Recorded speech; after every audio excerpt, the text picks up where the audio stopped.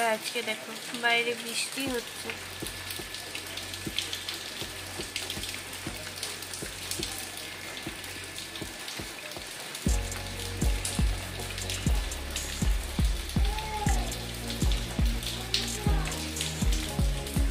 Hi friends, আমি শিল্পা চলে এসেছি শিল্পার হাবিজাবি থেকে নতুন একটা রেসিপি নিয়ে। তো দেখো আমি আজকে সম্পূর্ণ একটা নিরামিষ রেসিপি বানাবো ঝিঙে ডাঁটা আর আলু দিয়ে।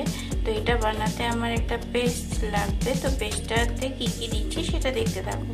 তো আমার দু রকমের পেস্ট লাগবে।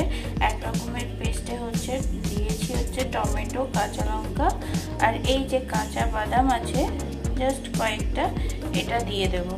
তো এটা দিয়ে একটা পেস্ট বানাবো আর একটা সর্ষে আর পোস্তর পেস্ট বানাবো। তো দেখতে থাকো। এখানে প্রথম পেস্টটা করে ঢেলে নিয়েছি, দ্বিতীয় পেস্টটা রেডি করছি। এই যে পোস্ত নিয়ে নিয়েছি আর এই যে পোস্তর সঙ্গে একটু সাদা সর্ষে নিয়ে নিয়েছি। চলো এই পেস্টটাও বানিয়ে নিই। তো রান্নার জন্য আমি এবার তেল বসিয়ে দিয়েছি, সর্ষের তেলে রান্নাটা হবে। সর্ষের তেল দিয়ে নিয়েছি, এবার দেখো কি করি। তো তেলটা গরম হয়ে গেছে, এবার আমি এর মধ্যে ডাঁটাগুলোকে দিয়ে ভেজে নেব। তো ডাঁটাগুলোকে আমি নেড়ে চেড়ে লাল লাল করে ভেজে নেব।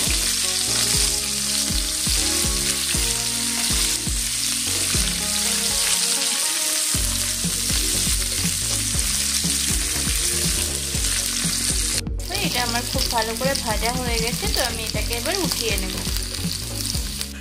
তো ডাঁটা ভেজে উঠিয়ে নেওয়ার পরে এই তেলের মধ্যে আমি 5 ফোড়ন দিয়ে দিলাম। তো 5 ফোড়নটা আমার হয়ে গেছে দেখো। তো এর মধ্যে আমি এবার আলুগুলোকে দিয়ে দেবো। তো আলুগুলোকে আমি প্রথমে একটু ভেজে নেব। দেখো আমার আলুগুলো ভাজা হয়ে গেছে এখানে। তো এবার আমি এর মধ্যে ঝিঙেটাকে দিয়ে দেবো। এটাকেও এবার নাড়াচাড়া করে নেব।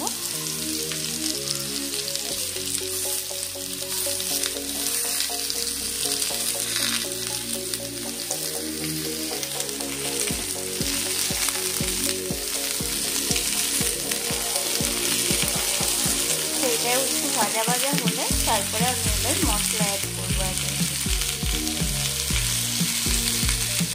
প্রথমে তো এখানে আমি আন্দাজ অনুযায়ী নুন অ্যাড করবো। নুনের পরে আমি এখানে একটু মিষ্টিও অ্যাড করে দিলাম।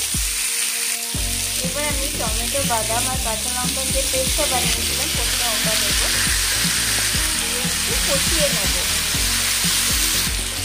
তো পেস্টটা দিয়ে আমি এবার কষিয়ে নেব। এটাতে আজকে আমি কোনো রকম হলুদ অ্যাড করবো না, এটা হলুদ ছাড়া রান্নাটা হবে আজকে।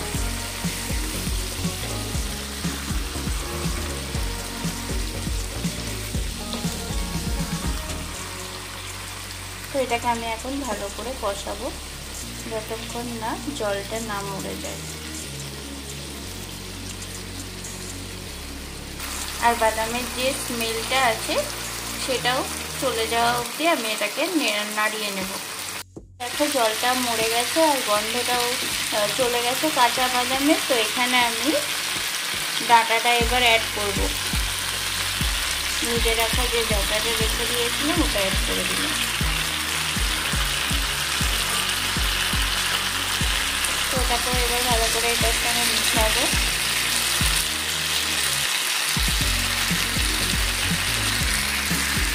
তো দেখো এটা আমি মিশিয়ে নিয়েছি। এবার আমি এর মধ্যে অ্যাড করবো সর্ষে পোস্তর যে পেস্টটা আছে ওটা।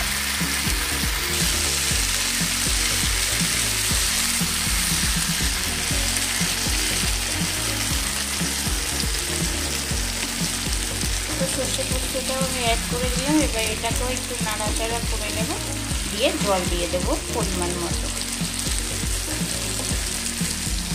আজকে এটাকে আমি শুকনো শুকনো করবো, তাই বেশি জল আমি এটার মধ্যে অ্যাড করবো না, জাস্ট একটু এগুলো সেদ্ধ হওয়ার জন্য একটু জল অ্যাড করবো।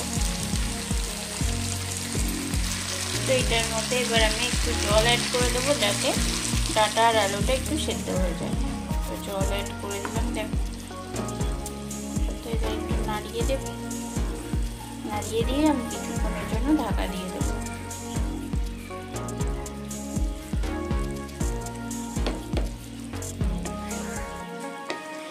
তো এটা কিন্তু অবশ্যই ট্রাই করো, খুব ভালো লাগবে আশা করি। নিরামিষের দিনে এটা দিয়ে আর ডাল দিয়ে দারুণ ভাত খাওয়া হয়ে যাবে। তো আমি এবার এটাকে চাপা দিয়ে দিচ্ছি। তো কিছুক্ষণ পরে আমি চলে এসেছি, 5 মিনিট পরে। তো দেখা যাক কতদূর কি হলো।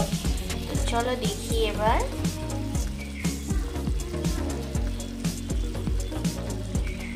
দেখো আমার আলু সেদ্ধ হয়ে গেছে এখানে।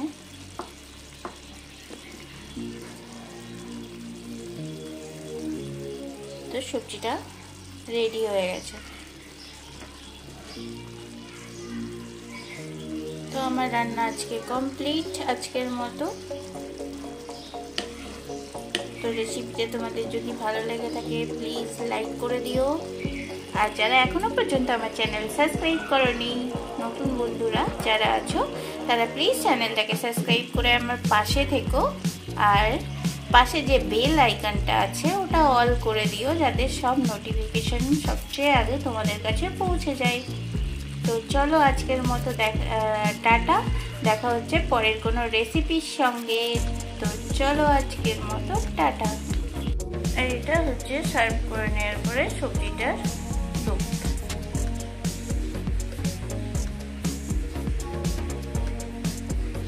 তো এটা দেখানোর জন্যই ফিরে এলাম। দেখো গাছগুলো কি সুন্দর লাগছে, আর এখনো কিন্তু বৃষ্টি হয়েই যাচ্ছে।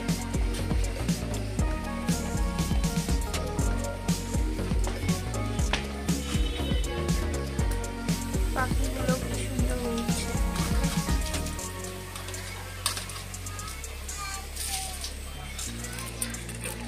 তো টাটা সবাই, ভালো থেকো, বৃষ্টির মজা নাও সবাই।